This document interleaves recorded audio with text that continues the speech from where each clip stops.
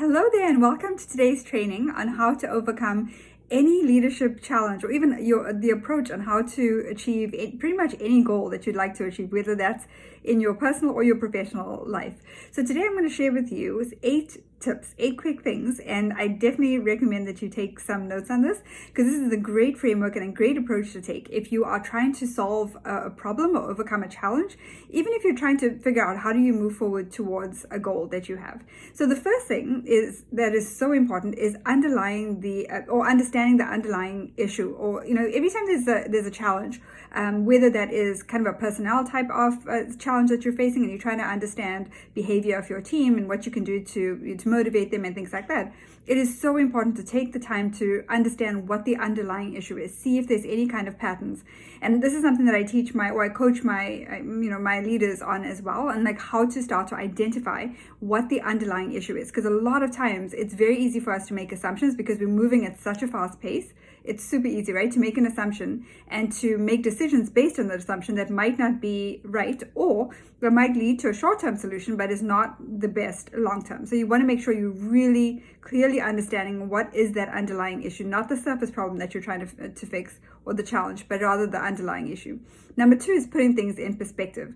So the quick and short and easy thing I want to share with you here is not every fire is urgent, right? Not every fire needs to be put out immediately, or not everything is a fire that is absolutely critical for you to focus on right away. So it is so important to question your perspective and to ask yourself the right questions to get you to understand how you should be approaching a problem, and not necessarily just constantly putting out fires and being reactive, but how to effectively be proactive and train yourself to do this, so that going forward you're a lot more effective in either overcoming challenges or getting to your goal a lot faster and quicker and easier.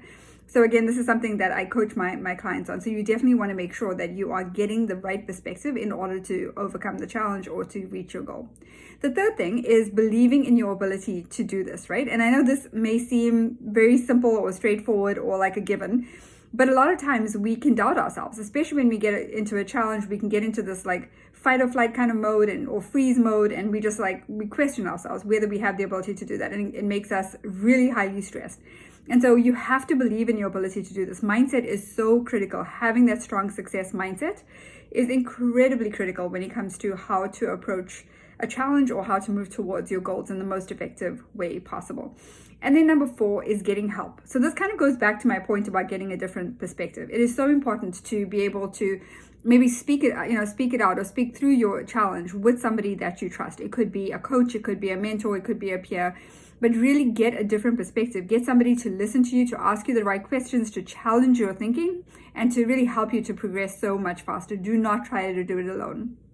Then number 5 is learning from people that have overcome a similar challenge, or that have reached that next level or reach a goal that you are aspiring to reach. It's so important that we learn from the successes of others. Not only do we want to learn from our own success and figure out, like, look at the clues that has got us to be where we want to be, but it's also important to learn from other people that have already achieved what it is that we want to achieve. It can just shortcut that process, right, so much faster and so much quicker than if we try to figure it out by ourselves. So definitely look for people that have overcome this challenge and are in the best position to be able to help you, or that can effectively help other people to navigate in this particular, whatever area that may be.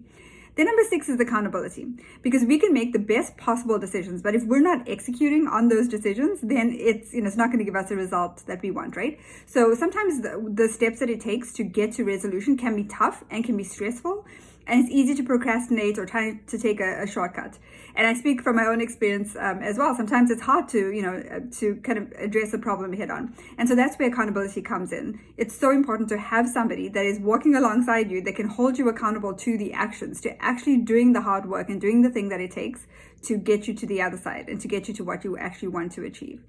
And then number 7 is reflection, because I feel like this is one of the things that is so overlooked because we are moving at such a fast pace. We often don't take the time to reflect and see, okay, what have we done in the past that has really helped us? And so how can we apply that to what we're currently, going through? So we kind of tend to forget, or we focus on the negative things from the past, the things that didn't go right, but we often don't take a moment, even on a weekly basis, to reflect and say, okay, what has gone really well?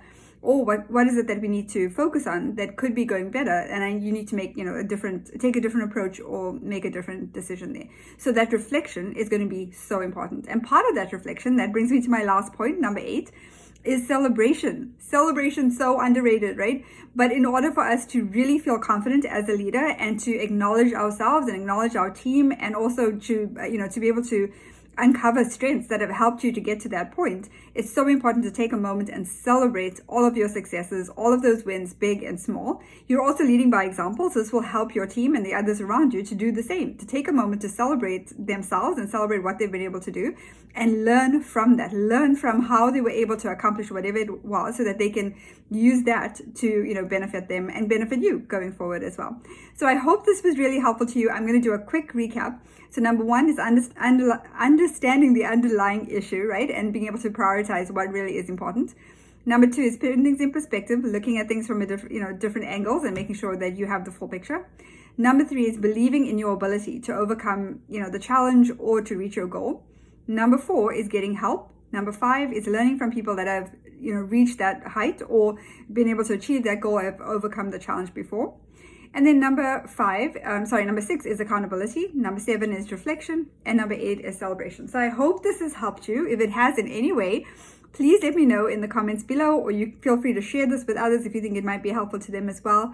And I look forward to hearing from you and staying in touch. Thank you so much. Enjoy the rest of your day.